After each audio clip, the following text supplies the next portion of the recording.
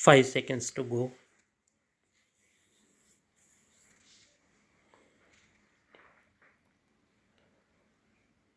Start. Pandit Ji's thoughts had a pronounced scientific outlook. He promoted the scientific temper while working and unceasingly for industrial revolution. This is part of our history.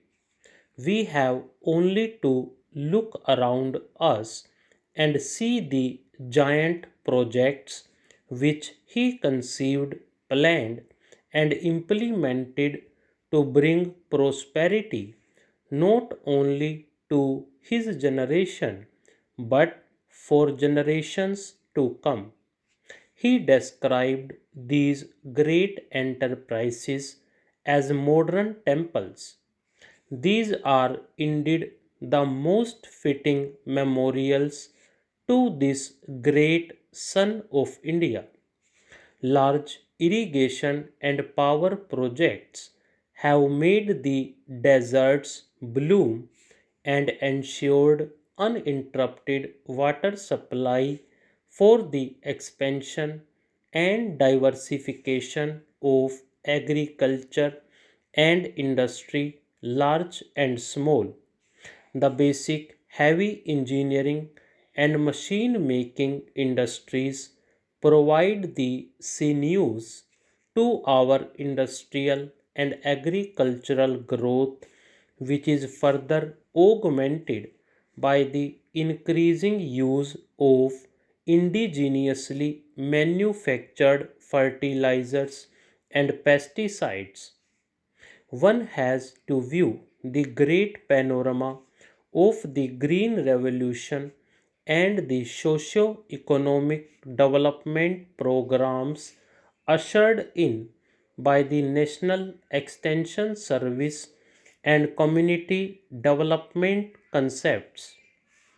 This will convey an idea of Pandit Ji, all comprehending mind, his faith in his people, and his compassion and concern for the welfare of future generations. As one stands and contemplates these enormous modern temples, one cannot but be lost in admiration for this far seeing architect of our nationhood. Panditji's secularism was related to Gandhiji's realization of the universality of all religions. He made his own discoveries during his extensive travels within and outside the country.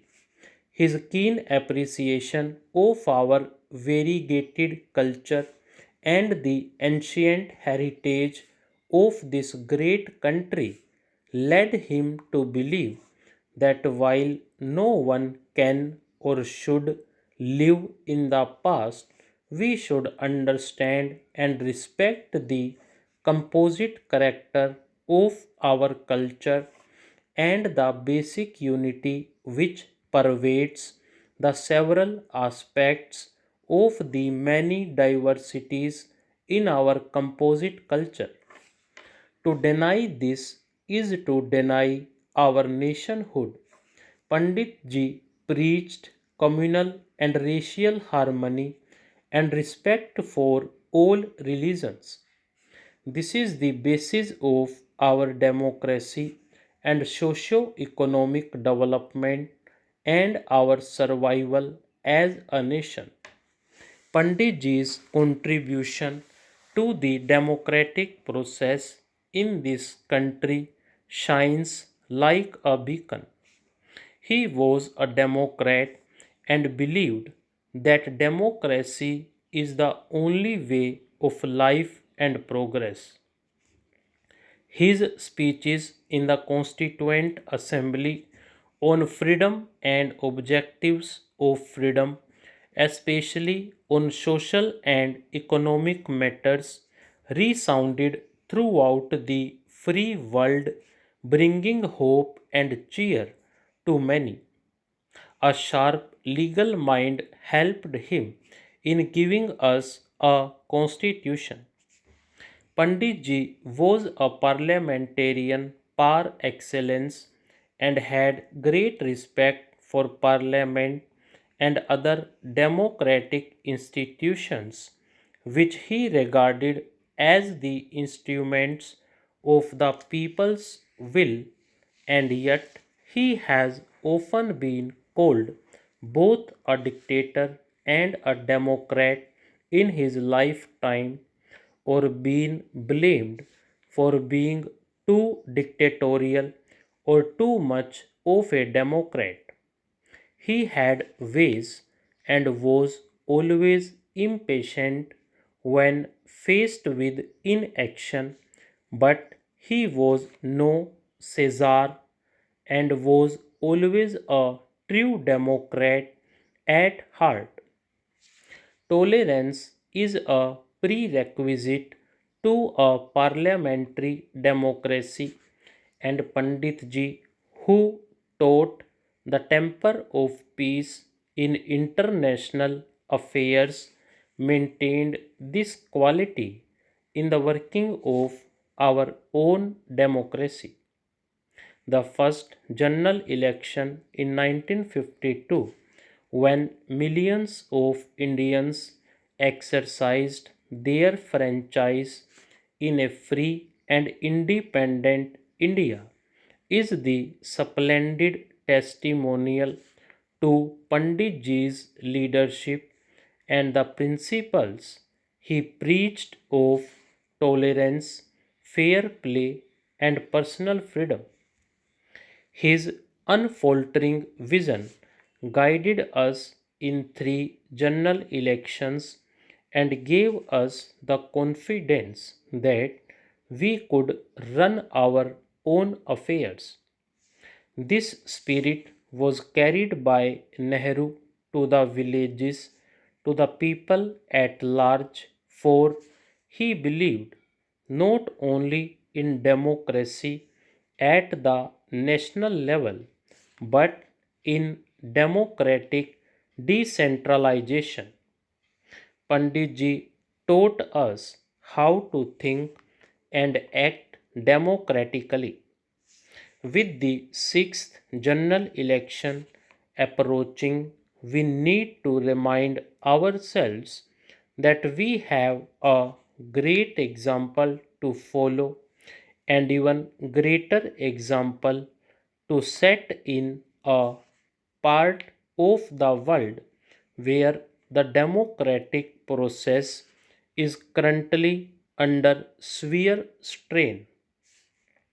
Pandit ji was not a rigid socialist but a practical socialist who realized that socialism would not come about overnight but could be achieved only openly and through democratic processes.